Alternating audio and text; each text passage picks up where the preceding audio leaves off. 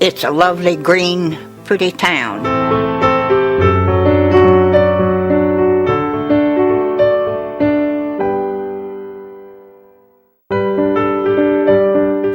Situated in the beautiful Flint Hills, Beaumont, Kansas has a rich farming and ranching legacy. Settled after the Civil War, it soon became a focal point for the booming cattle trade.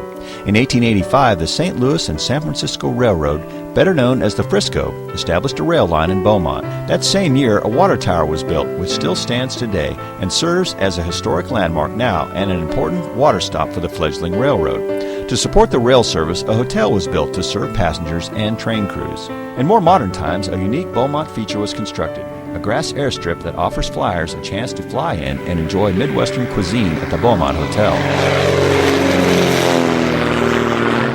Beaumont, which means beautiful mountain, has preserved much of its history and looks forward to an exciting future. This video is more than just historical dates and interesting facts.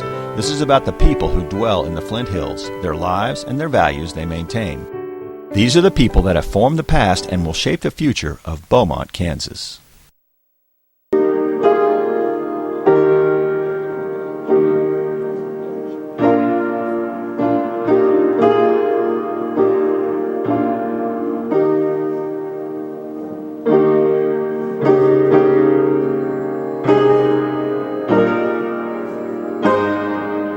Most of the songs that I play are the old songs, and you know they'll come up and say they sure do like listening to the old songs. The one I remember the most is her granddad.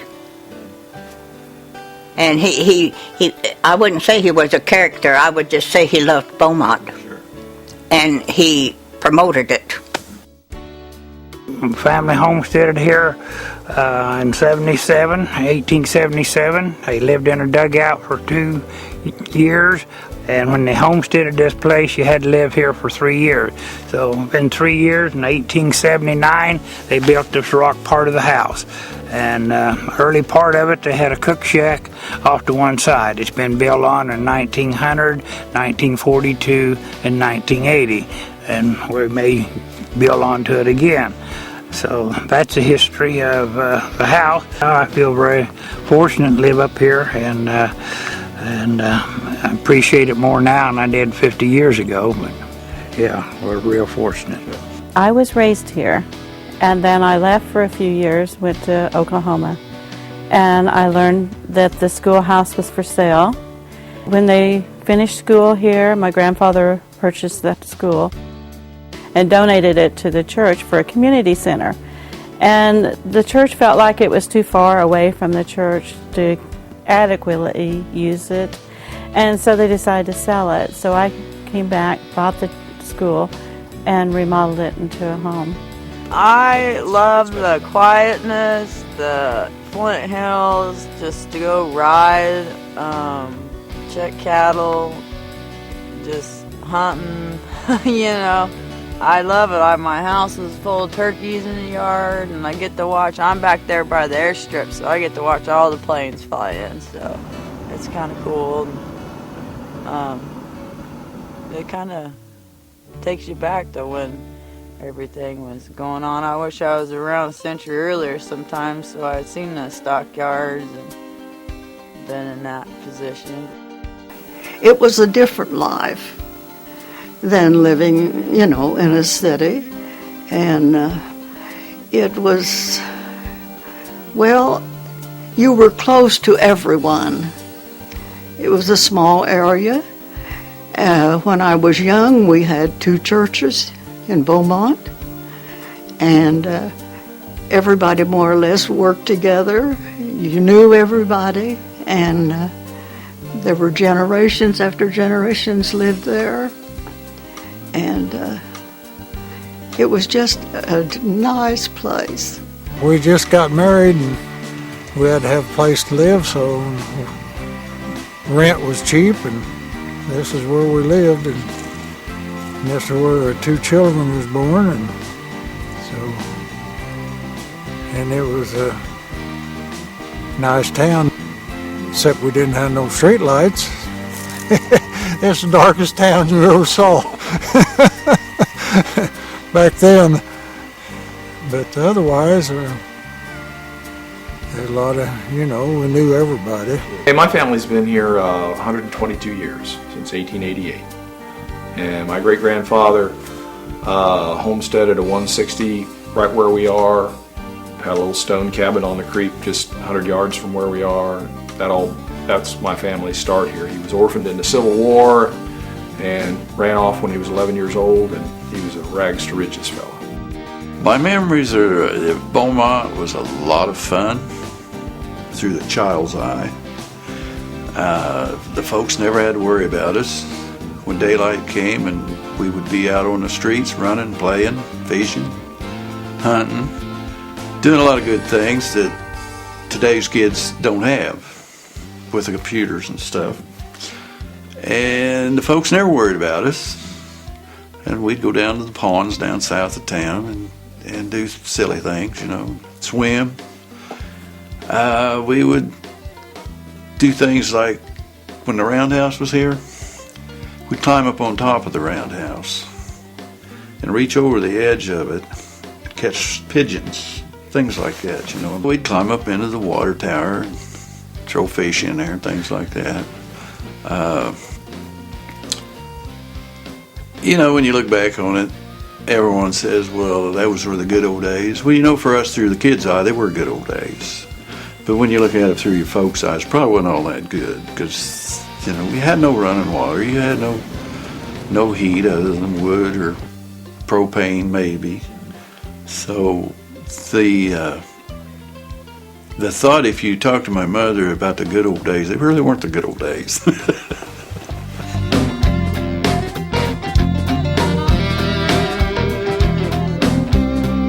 It's my understanding it was built in 1879. And the railroad, they knew the railroad was coming through. It hadn't actually reached there, but it was coming through. Well, he had the hotel for 35 years.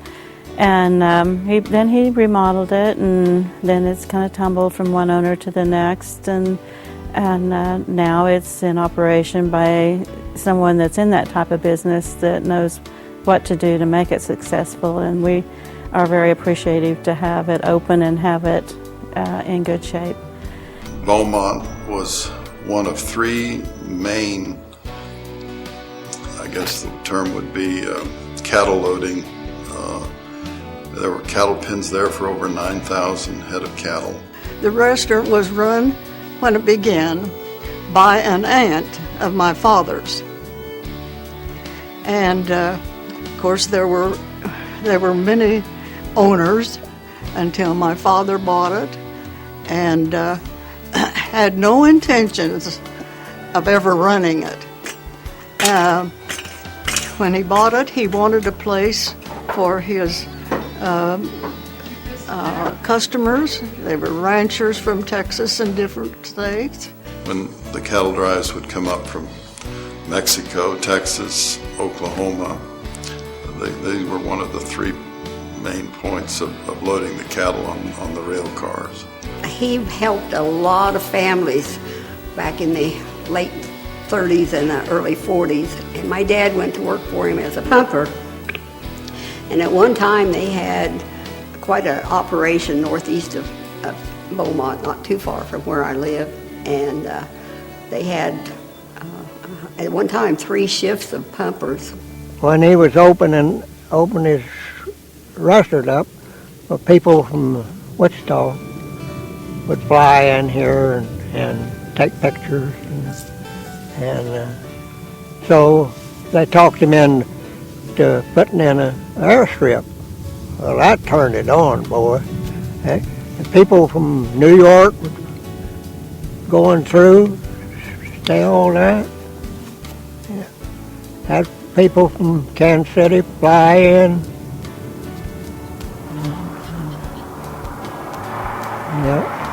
I've been in the hotel business since I got out of law school. I had flown down there a couple of times in probably the late 70s with friends, early 80s, and heard about on the internet actually that this property was actually closed and for sale. And that included over 70 acres of ground on the edge of town and about half of the block, the city block where the hotel is, and the vacant property immediately to the west.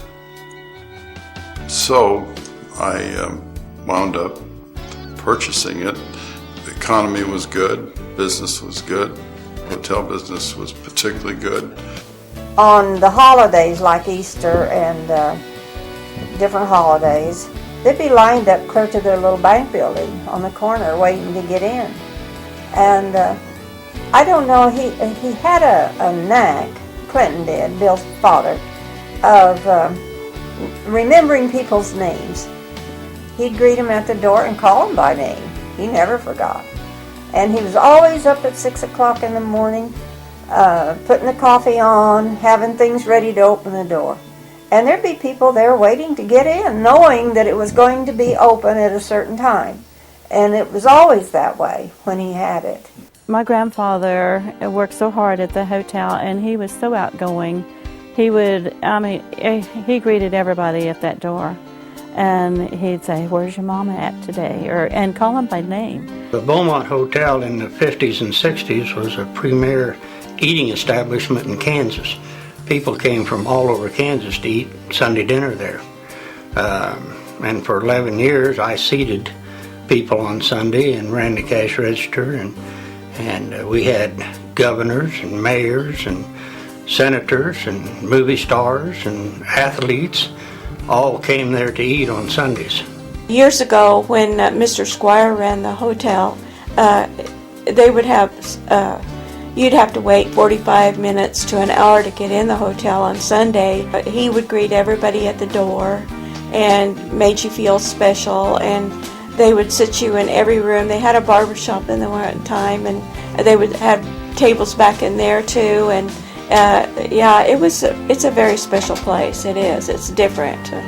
The Beaumont Hotel, I started working there when I was 11 as busboy, and later on I got a big promotion. I became salad girl.